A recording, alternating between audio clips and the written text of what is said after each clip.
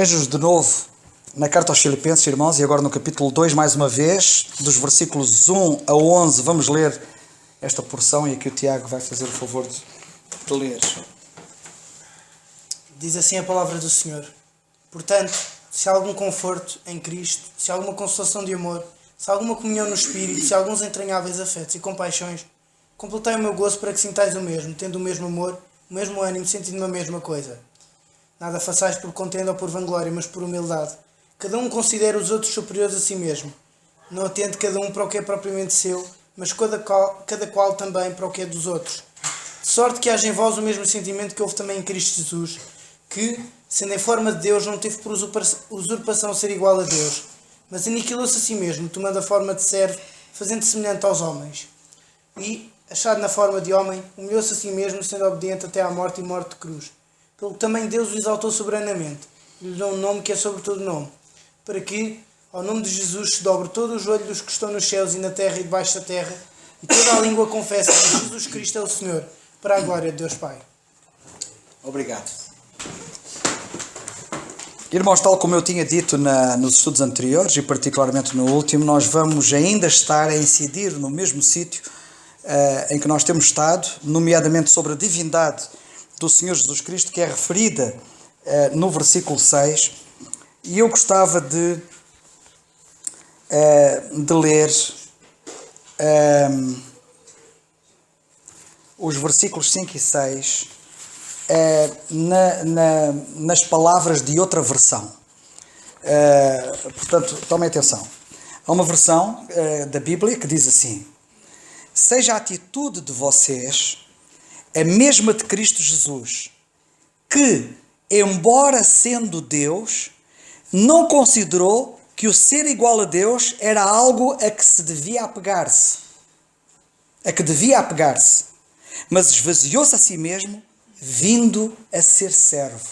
Eu gosto muito da expressividade desta versão, quando diz, neste trecho que eu vou passar a repetir, embora sendo Deus, o Senhor Jesus Cristo, embora sendo Deus, não considerou que o ser igual a Deus era algo a que devia apegar-se, mas esvaziou-se a si mesmo, vindo a ser servo. Gosto desta versão. Há uma outra versão, eu por acaso não sei, eu vi esta versão, mas não sei qual foi a fonte, sinceramente, desta versão, que eu não consegui, não tive tempo sequer para ver, para identificar a fonte desta versão, mas há esta que eu vou agora passar a citar, e que é da chamada tradução brasileira, de João Ferreira de Almeida. E a tradução brasileira, que é uma tradução já muito antiga, diz assim, a dada altura: o qual, subsistindo em forma de Deus, não julgou que o ser igual a Deus fosse coisa de que não devesse abrir mão, mas esvaziou-se, tomando a forma de servo. Gosto muito também da expressividade, da mesma verdade dita com estas palavras. O qual, subsistindo em forma de Deus, não julgou que o ser igual a Deus fosse coisa de que não devesse abrir mão, mas esvaziou-se, tomando a forma de servo. E eu quis citar estas duas passagens, estas duas traduções, para que nós possamos ver com maior clareza como, de facto, esta mesma passagem em Filipenses, no capítulo 2, é uma passagem que mostra claramente a sua divindade. A divindade do nosso Senhor Jesus Cristo, de que estamos a falar. E deixai-me dizer que hoje ainda, ao irmos ver mais passagens que nos mostram de facto, com clareza, irrebatível, de que Ele é Deus, de que Ele é o verdadeiro Deus e o único Deus, e no dizer de João é o verdadeiro Deus e a vida eterna, eu quero que vocês vejam isto, para que vocês vejam a dimensão da sua humilhação. É que nós vemos tanto mais, nós vemos tanto mais a dimensão da sua humilhação, quanto melhor nós virmos de que posição tão elevada ele veio. Estamos a falar de Deus. Nós estamos a falar de um ser humano que foi glorificado e entrou na glória. Não estamos a falar de nenhum anjo. Não estamos a falar de nenhum arcanjo. Não estamos a falar de nenhum serafim, nem de nenhum querubim, nem de nenhuma das 4 criaturas viventes. Nós estamos a falar de Deus. E se há uma lição que nós devemos tirar desta passagem, ao estarmos a ver a divindade do Senhor Jesus Cristo, é a profunda humildade que Ele nos ensina, irmãos. E como nós, de facto, devemos aprender a ser humildes ao vermos isto. E já, quando inicialmente falamos acerca da humildade, que Ele preocupa-se em falar acerca dela desde o início do capítulo, no versículo 1, e nós tivemos vários estudos bíblicos a analisar os primeiros versículos em que nós vimos a ênfase que Ele dá à humildade, a importância que Ele dá à humildade. Nós agora temos aqui o exemplo supremo do que é alguém ser humilde. E eu queria que vocês, ao vermos isto, que Ele é Deus, eu queria que tirassem esta lição para vós, que aquele que era Deus foi o que desceu mais baixo, como nenhum de nós consegue descer até tão baixo quanto Ele desceu. E se o mais alto desceu tão baixo, nenhum de nós tem desculpa para não descer o que tiver que descer. E nós devemos descer ao máximo. Que o Senhor nos ajude a não perdermos isto de vista. E eu queria começar com esta nota que me parece importante. E quando estávamos a orar, e um irmão na oração disse: Senhor, guia o teu servo naquilo, por outras palavras, que ele vai dizer, e que nós possamos aprender. E eu pensei logo assim: e o que é que a gente pode aprender ao falarmos da divindade do Senhor Jesus Cristo? Lição de humildade. Que o Senhor nos ajude. Bem, eu agora queria que vocês abrissem as vossas Bíblias. E nós temos muitas passagens. E vamos ver algumas. Mas Lucas capítulo 5. Evangelho de Lucas, capítulo 5. E vamos ler alguns versículos. Perdão.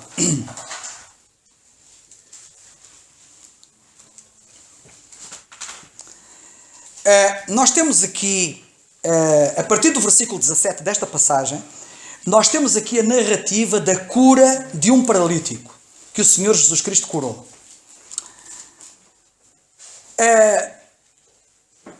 E nós lemos, a dada altura, no versículo 20.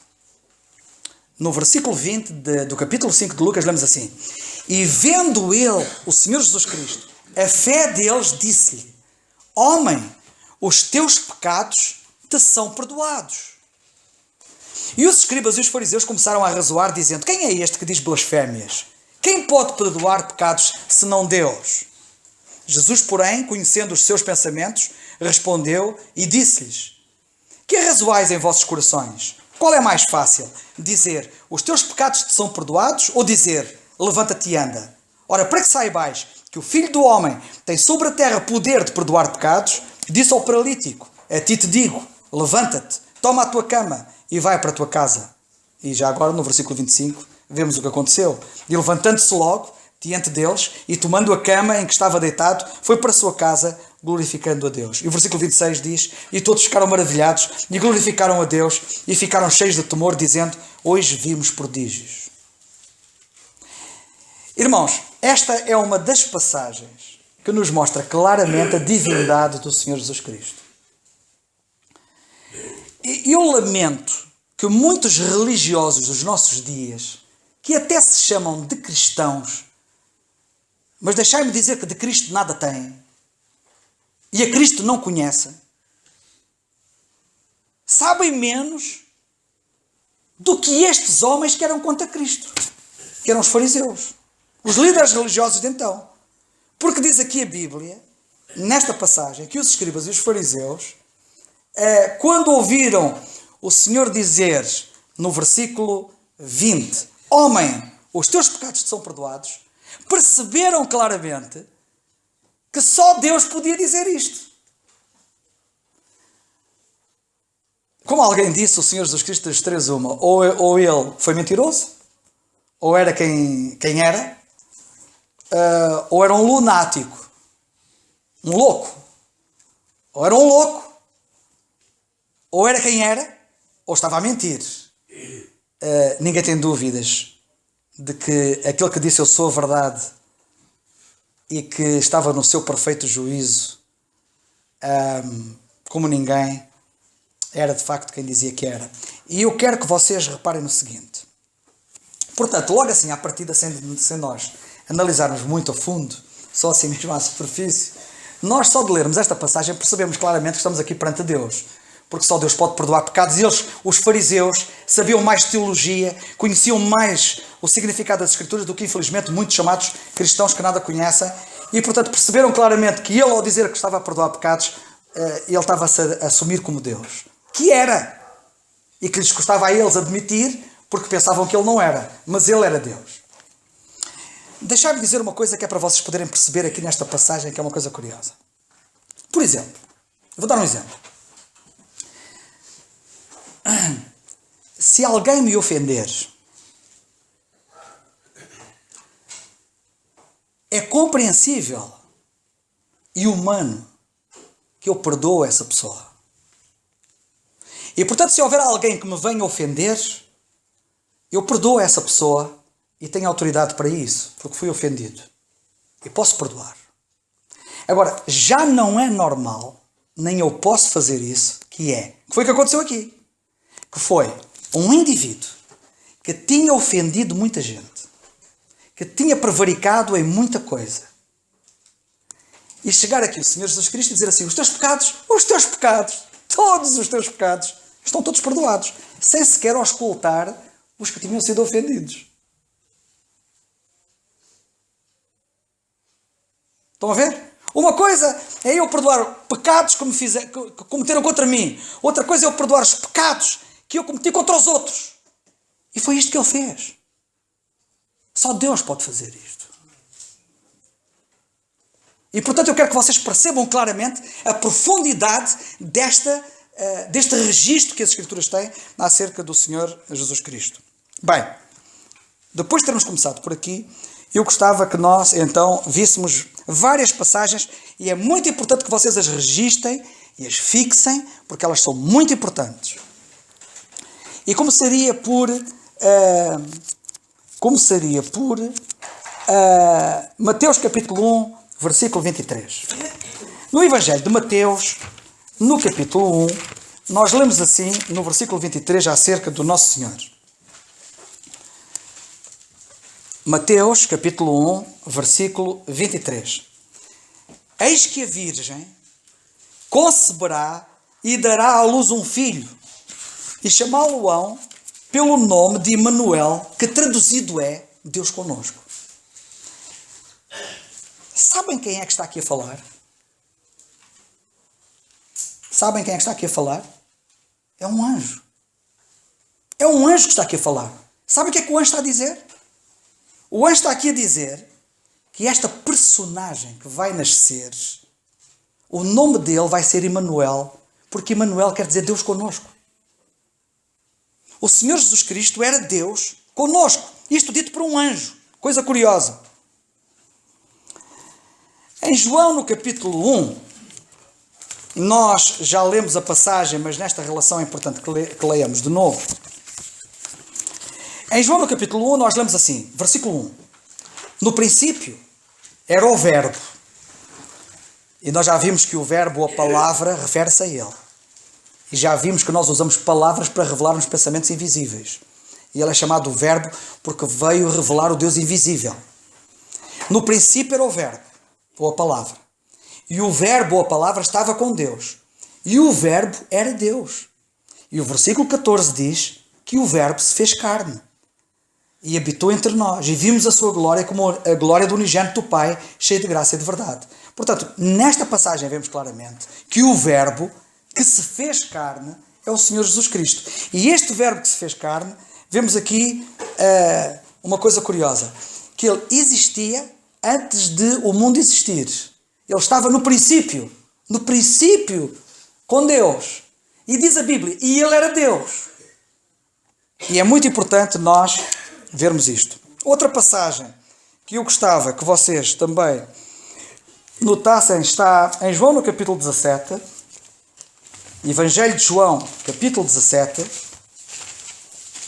quando lemos assim: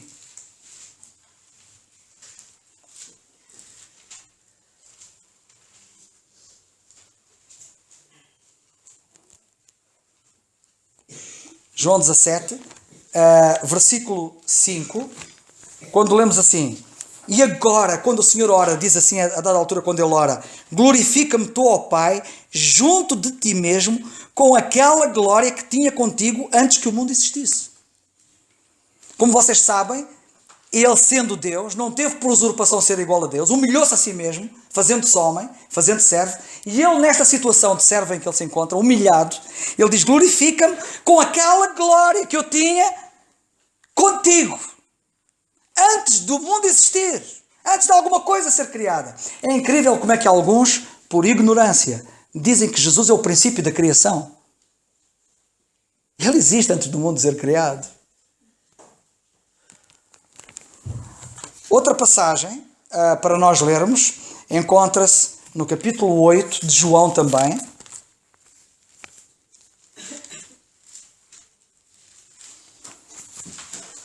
Ele disse, certa ocasião, esta frase célebre dele, que eu relembro aqui. Ele diz assim: disse-lhe Jesus, em verdade vos digo que antes que Abraão existisse, eu sou. Já viram o que é que ele disse? Antes que Abraão existisse, eu existo antes de Abraão. Estamos a falar de uma pessoa que, quando proferiu estas palavras, tinha 30 e poucos anos. 8,58, João 8,58. Ele tinha 30 e poucos anos e está a dizer aqui que ele existia antes de Abraão. E já agora gostava de deixar este pequeno reparo. Notem a expressão que ele utiliza: eu sou, que é uma expressão de Jeová no Velho Testamento.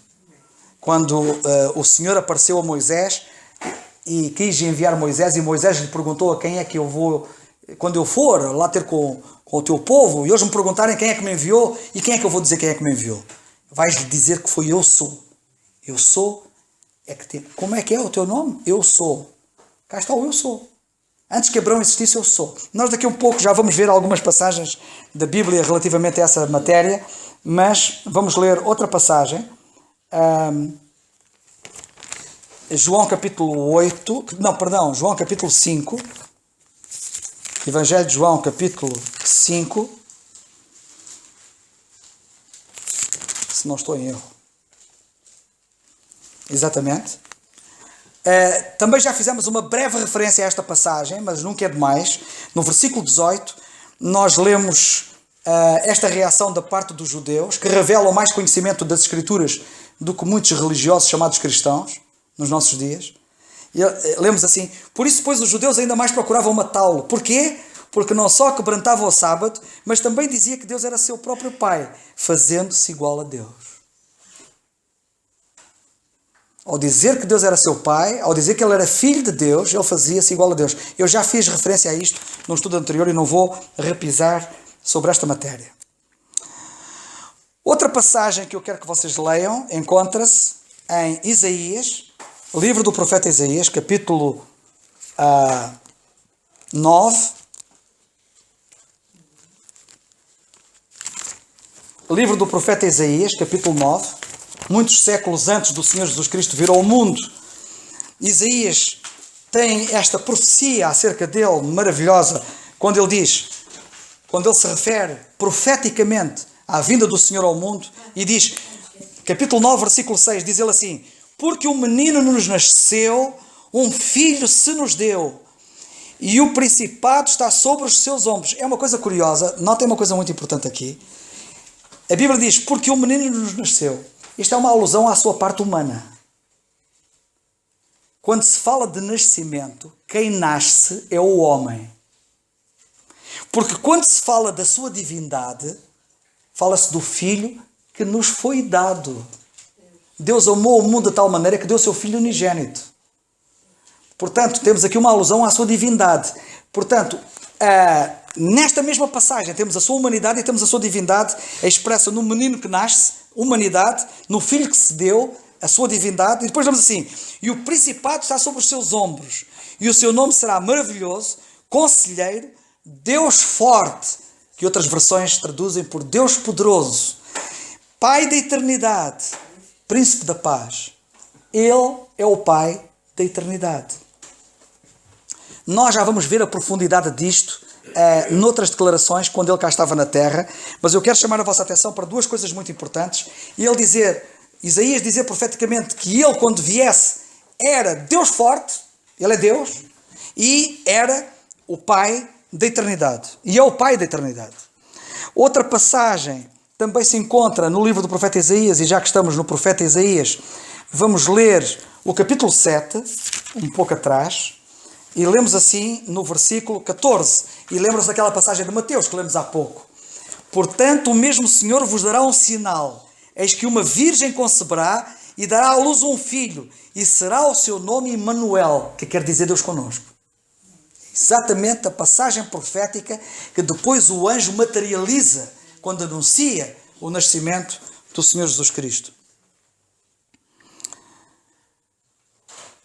Vamos ler agora as seguintes passagens. Primeira Epístola de João, capítulo 5 e versículo 20. Uma passagem muito importante que todos nós devemos conhecer.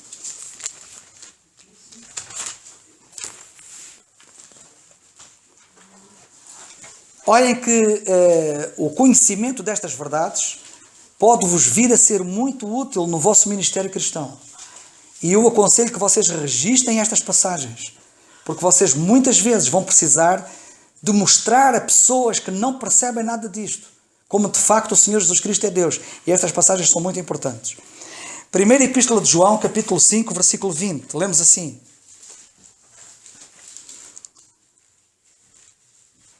E sabemos, e eu gosto muito da certeza que a Bíblia nos confere.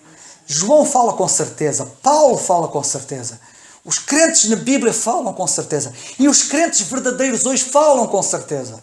Não é talvez, não. Nós sabemos do que estamos a falar. E ele diz aqui, sabemos que já o Filho de Deus é vindo, e nos deu entendimento, que é o que falta a muita gente.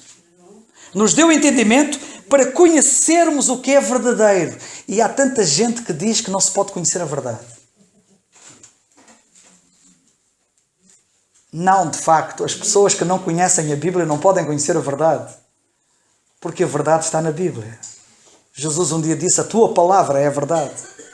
E só quem conhece a Bíblia conhece a verdade. E diz a Bíblia, aqui nesta passagem, que Deus nos deu, diz João, que Deus nos deu entendimento para conhecermos o que é verdadeiro. E no que é verdadeiro estamos, isto é, no seu Filho. O seu Filho é a verdade. É nele que estamos. Jesus disse, eu sou o caminho, eu sou a verdade, eu sou a vida. É nele que estamos. Isto é, no seu Filho Jesus Cristo. Este, diz ele, é o verdadeiro Deus e a vida eterna. João não deixou dúvidas acerca de quem era o Senhor Jesus Cristo. Esta é uma outra passagem muito importante para vocês registarem. Outra passagem muito importante encontra-se em Romanos, no capítulo 9. Epístola aos Romanos, capítulo 9.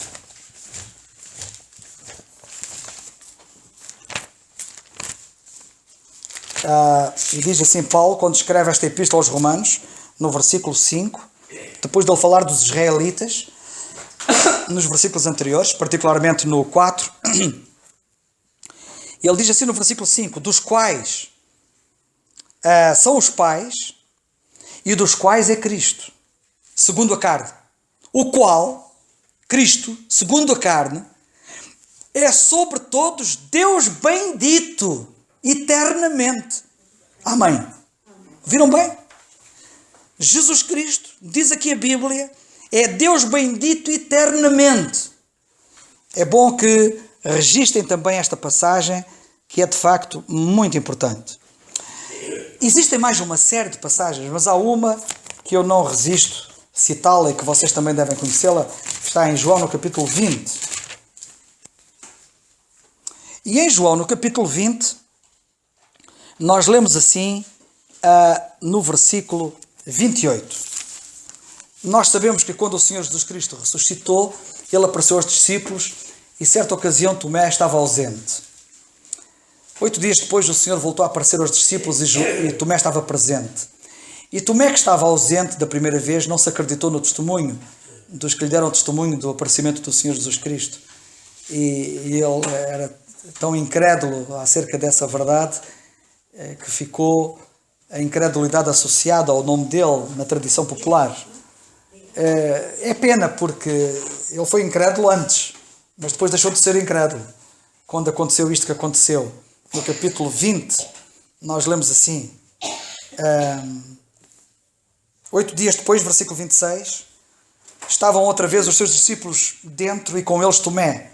Chegou Jesus, estando as portas fechadas, e apresentou-se no meio e disse: Paz seja convosco. Depois disse a Tomé, porque ele sabia o que se passava com Tomé: Põe aqui o teu dedo e vê as minhas mãos, e chega à tua mão e mete-a no meu lado, e não sejas incrédulo, mas crente.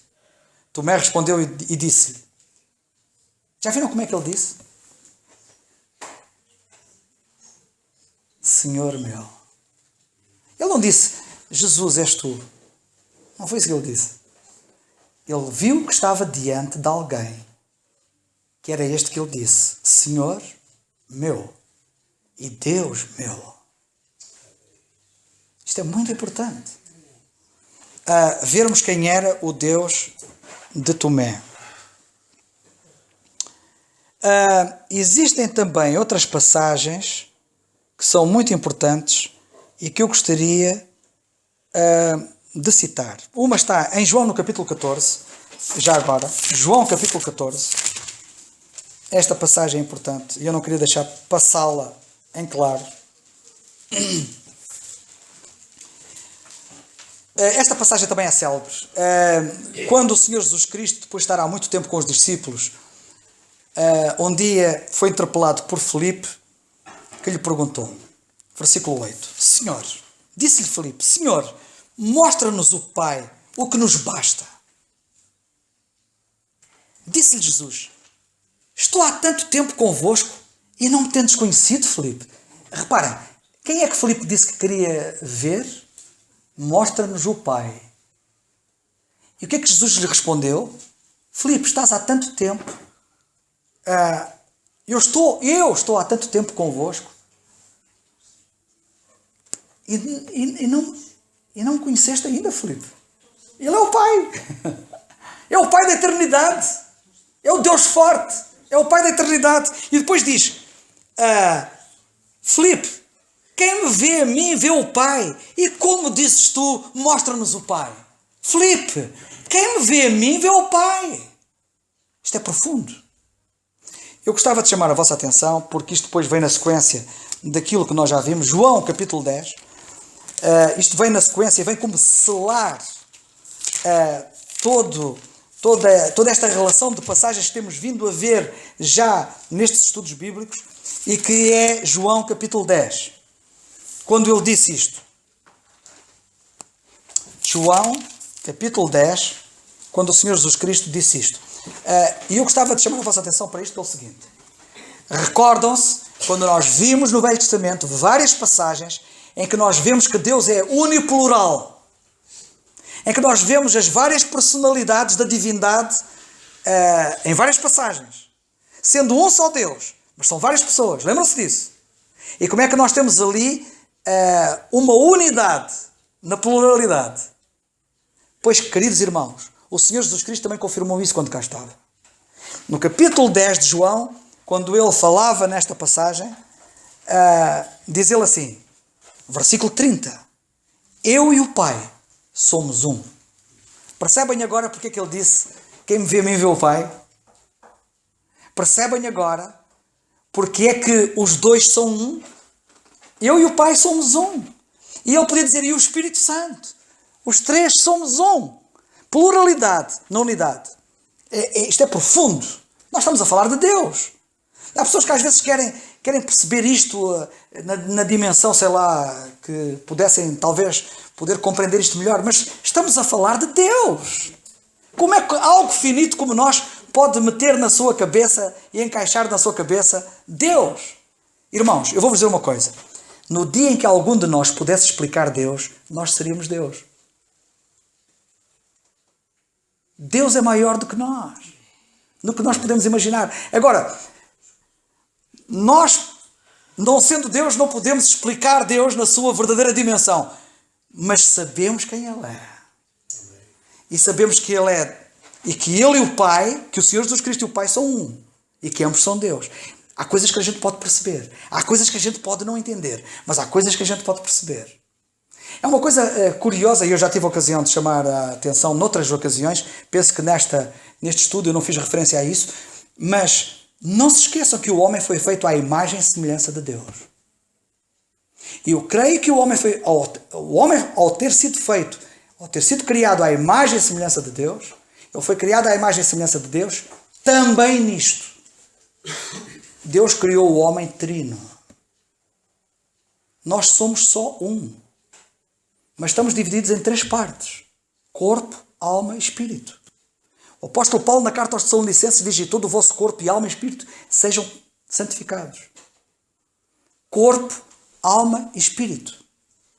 Alma não é corpo. Espírito não é alma. Há pessoas que pensam que espírito é alma.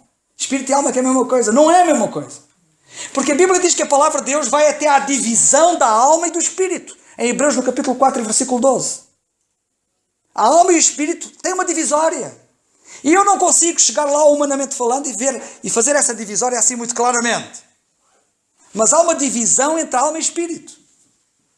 Elas são tão coesas que é difícil nós dizermos onde é que está a alma e onde é que está o espírito.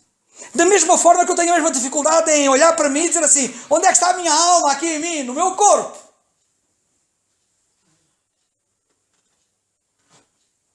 A maneira mais fácil de nós percebermos isso é quando morremos.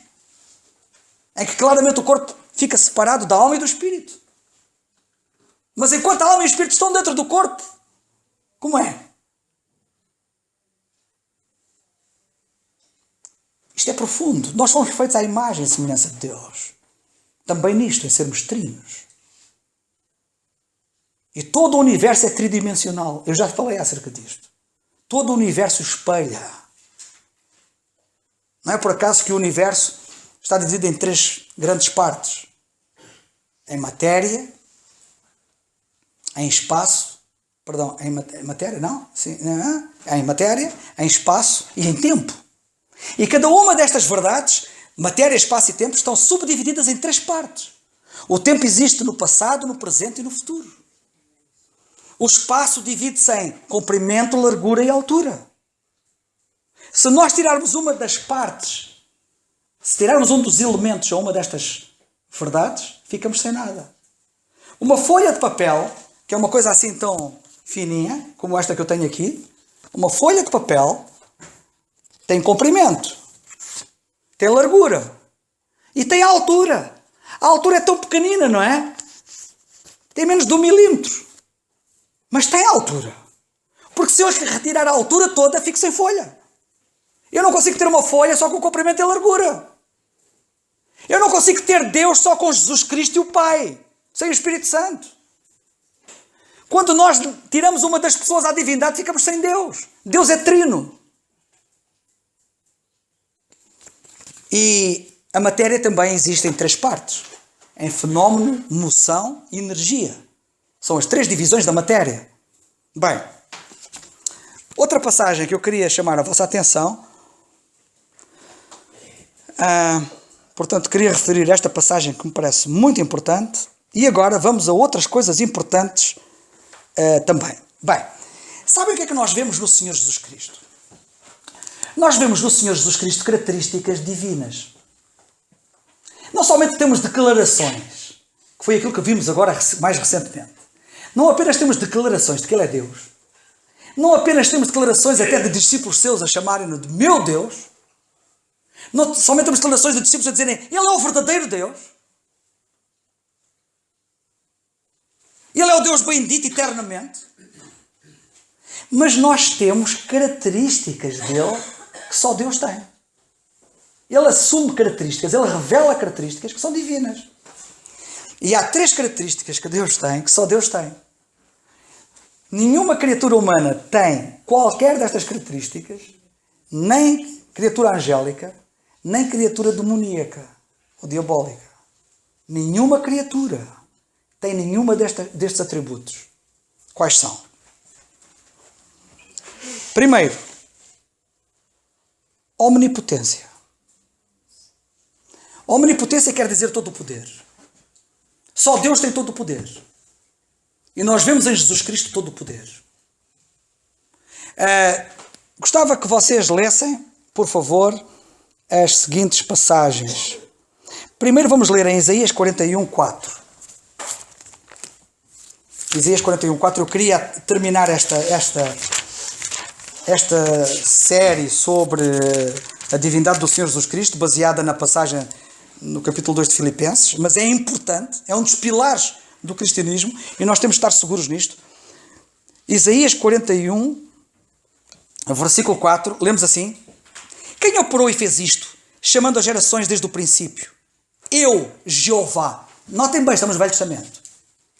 Literalmente é eu, Jeová. Ou seja, eu, Senhor. Quem sou eu? Eu, Jeová, o primeiro e com os últimos. Eu mesmo. Ele é o primeiro e o último. E nós vamos ver isso no Novo Testamento aplicado ao Senhor Jesus Cristo. Outra passagem encontra-se no capítulo 44 e versículo 6. 44 de Isaías e o versículo 6, que diz assim: assim diz o Senhor, que é Jeová, Rei de Israel e seu Redentor, o Senhor dos Exércitos: eu sou o primeiro e eu sou o último. Notem bem a seguir: e fora de mim não há Deus. Para aquele que é o primeiro e o último, fora dele não há Deus. Estão a ver? Quem é que está aqui a falar? Jeová. Nós lemos o mesmo acerca do Senhor Jesus Cristo, que ele é o primeiro e o último, e já vamos ver. Outra passagem, também aqui no capítulo 48, um pouco mais à frente de Isaías, capítulo 48, versículo 12, lemos assim: dá-me ouvidos, ó Jacó, e tu, ó Israel, a quem chamei. Eu sou o mesmo, eu sou o primeiro, eu também o último. Quem é que está aqui a falar? O Senhor Jeová. Muito bem. Quando nós chegamos ao livro de Apocalipse, lemos assim no capítulo 1, o último livro da Bíblia, o livro do Apocalipse. E no capítulo 1,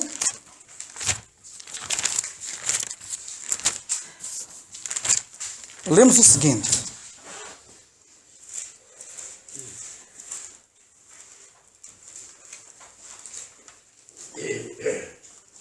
capítulo 1, versículo 8.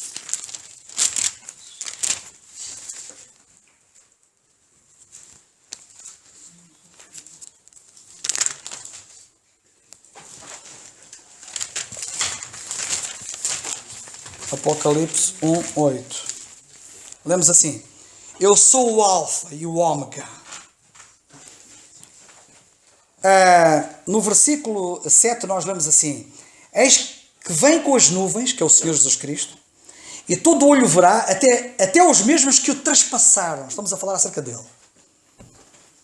E todas as tribos da terra se lamentarão sobre ele. Sim, amém. Eu sou o Alfa e o Ômega, o princípio e o fim, diz o Senhor, que é, que era e que há de vir, o Todo-Poderoso. Depois de lermos este versículo, porque nós temos que ler aqui vários versículos em Apocalipse, outra passagem está no capítulo 2 e no versículo 8, que diz assim: e ao anjo, notem, sabem quem é que está a escrever estas cartas? Nós temos aqui no capítulo 2 o começo de cartas escritas às igrejas. São escritas pelo próprio Senhor Jesus Cristo. A descrição como ele se apresenta a cada igreja é a descrição que João viu no capítulo 1. João no capítulo 1 tem uma visão do Senhor Jesus Cristo. E, consoante aquela visão que ele teve do Senhor Jesus Cristo, aquela visão descritiva, ele apresenta-se a cada igreja, a cada uma das igrejas ele apresenta-se de maneira diferente, de acordo com a visão que João teve. Em relação à igreja de Esmirna, que nós temos no versículo 8 do capítulo 2, lemos assim: e ao anjo da igreja que está em Esmirna escreve. Isto é o Senhor que está a falar, não é? O Senhor Jesus Cristo. E é dito para escrever o seguinte a esta igreja. Isto diz, quem é que diz? O primeiro e o último. O tal que disse que não há Deus. Fora de mim não há Deus. Sou o primeiro e o último. Fora de mim não há Deus. Jeová. Sabem o que é que está aqui escrito? Isto diz o primeiro e o último. Que foi morto e reviveu. Quem é que foi morto e reviveu? É o Senhor Jesus Cristo. Ele é Deus. É o Deus verdadeiro. É o Deus Todo-Poderoso, como lemos no capítulo 1. Lemos também no capítulo 1 e no versículo 18, que eu passei, mas no capítulo 1 e no versículo 18 de Apocalipse, nós lemos: e o que vive e foi morto. Isto é a visão de que João teve. João, quando tem a visão do Senhor Jesus Cristo, nós lemos assim: e eu quando vi, versículo 17, caiu aos seus pés como morto, e ele pôs sobre mim a sua destra, dizendo: não temas, eu sou o primeiro e o último. E o que vive e fui morto. Mas aqui estou vivo para todo sempre. Amém. E tenho as chaves da morte e do inferno. É Ele. O primeiro e o último. No versículo 17 e no versículo 18. Depois no capítulo 11 do livro do Apocalipse e no versículo 17 nós lemos assim: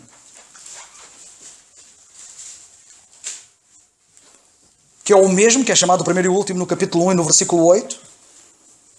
Lemos: graças te damos, dizendo graças te damos, Senhor Deus, Todo-Poderoso, que és e que eras e que hás de vir, que tomaste o teu grande poder e reinaste. Quem é que vem?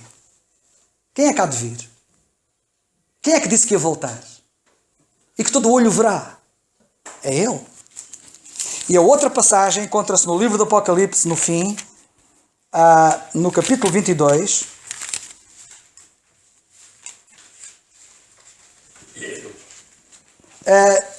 Eu não sei se vocês repararam, e agora passou-me a passagem que dizia que ele era o Todo-Poderoso. Lembram-se? É o capítulo 2, não é?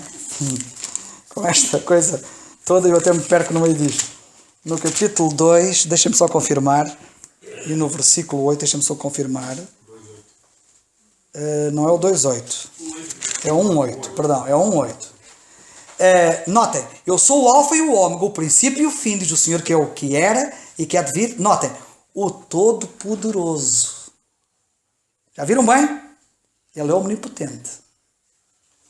E cito, já agora aproveito para citar também Mateus, no capítulo 28, quando ele disse: todo o poder me é dado no céu e na terra.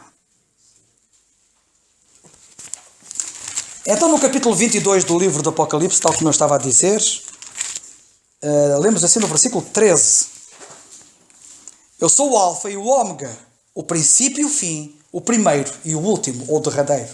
Todas estas passagens são paralelas e referem-se à mesma pessoa. Já agora, para vocês apontarem aí, Mateus capítulo 28, essa passagem também é muito importante, que todo o poder lhe foi dado no céu e na terra. Mateus capítulo 28, lemos assim, no versículo 18: e chegando-se Jesus, falou-lhes dizendo: é-me dado todo o poder no céu e na terra. Ou seja, ele estava a dizer: eu tenho todo o poder no céu e na terra. Não é algum poder, é todo o poder. E não é só na terra, é também no céu.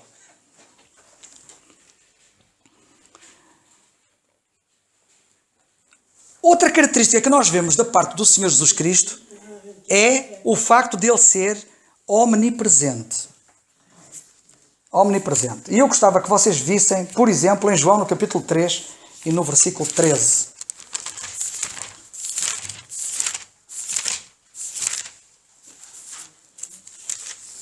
João 3,13.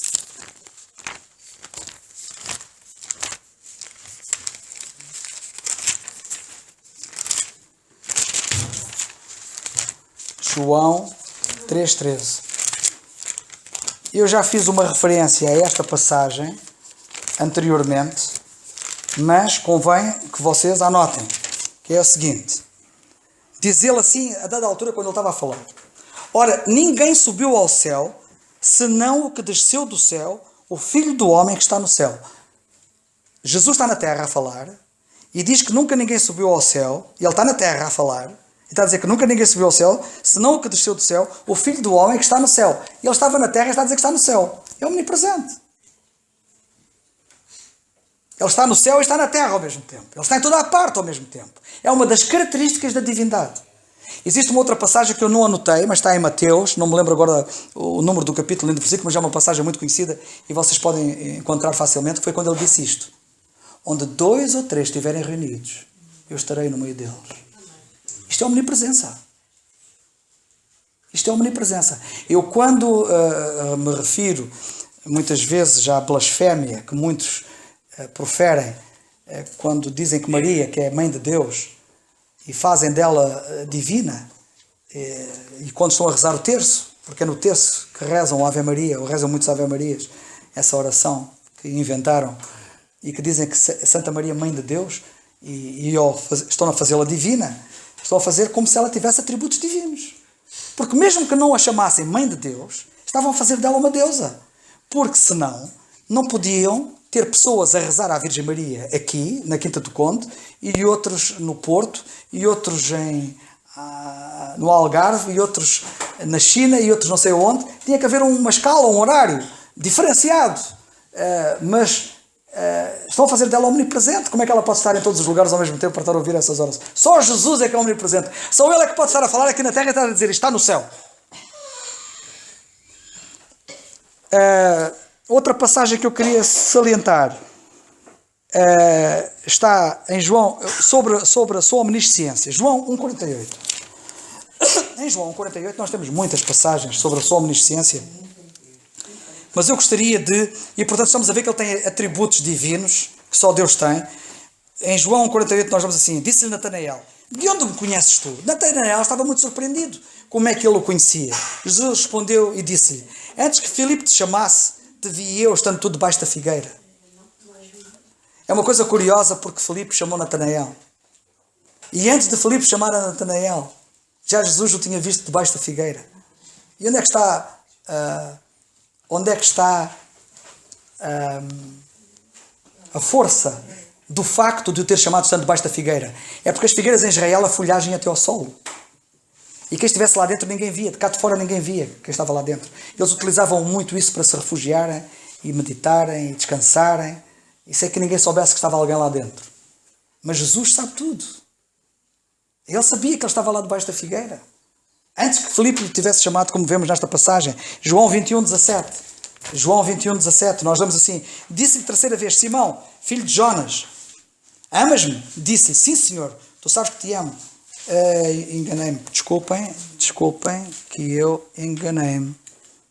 João, para já estava a ler o versículo errado, eu estava a ler o 16. Versículo 17. Disse-lhe terceira vez, Simão, filho de Jonas, amas-me? Simão entristeceu-se por ter dito terceira vez, amas-me? Disse-lhe, Senhor, tu sabes tudo. Já viram como ele é omnisciente? Sabem o que é que Pedro disse? Senhor, tu sabes tudo. Só há uma pessoa que sabe tudo. É Deus. E Pedro virou-se para o Senhor Jesus Cristo e disse, Senhor, tu sabes tudo. Tu sabes que eu te amo. Jesus disse, apacenta as minhas ovelhas. Até o próprio Pedro, nesta situação, reconhece a sua divindade quando reconhece que ele sabe tudo, que é omnisciente.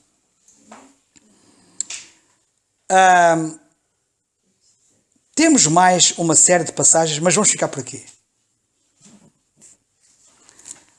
Há uma outra coisa que eu queria chamar a vossa atenção muito rapidamente, que é para não deixar isto para o próximo estudo, que é o facto de ele ser adorado. Ora, nós vemos na Bíblia que só Deus é adorado. As próprias Escrituras dizem, o Senhor Jesus Cristo mesmo ele um dia disse, ao Senhor teu Deus adorarás e só a Ele servirás. E nós vemos na Bíblia várias pessoas a tentar, vemos pessoas a procurarem adorar outras pessoas e até anjos e foram impedidos que isso acontecesse.